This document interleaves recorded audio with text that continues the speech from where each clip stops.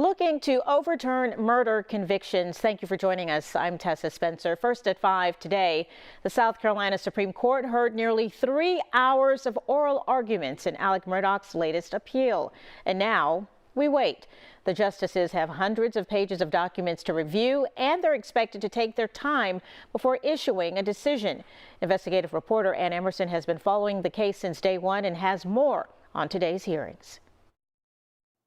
If Alec Murdaugh is granted a new trial, and it's a big if he's found not guilty, he'll still spend the rest of his life in prison.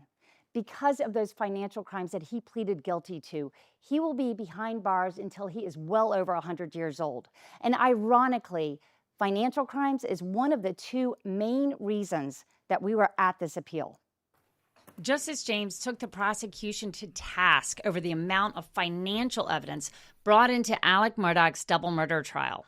If you had condensed your theory of motive, in my view, you could have done that in about an hour and a half or 2 hours. You took 12 and a half hours to do it. Lead prosecutor Creighton Waters explained why he needed that much time. It was to give the jury much needed context. The jury could not understand the full weight of the pressures if they didn't understand that entire criminal and financial history. You can't understand the need for it without understanding the lifestyle, the bad real estate deals, the maxed out loans. Oral arguments over the financial crimes taking more than twice the time. They discussed the other reason for the hearing, the former clerk of court's conversations with the jurors. We've got a superb trial court judge. And out in the hallway, we have a rogue clerk of court. And even if we accept the truncated version of what you characterize as innocuous statements, even you acknowledge it was improper. Perhaps not improper to the point of reversal, but you acknowledge it was improper.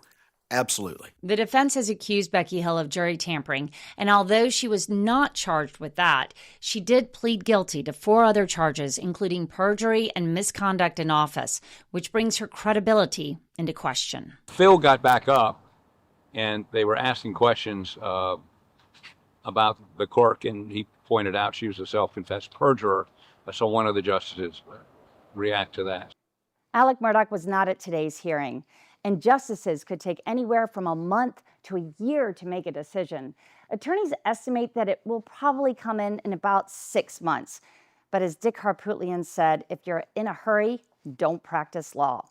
It does not have to be a unanimous decision, just a 3-2 majority.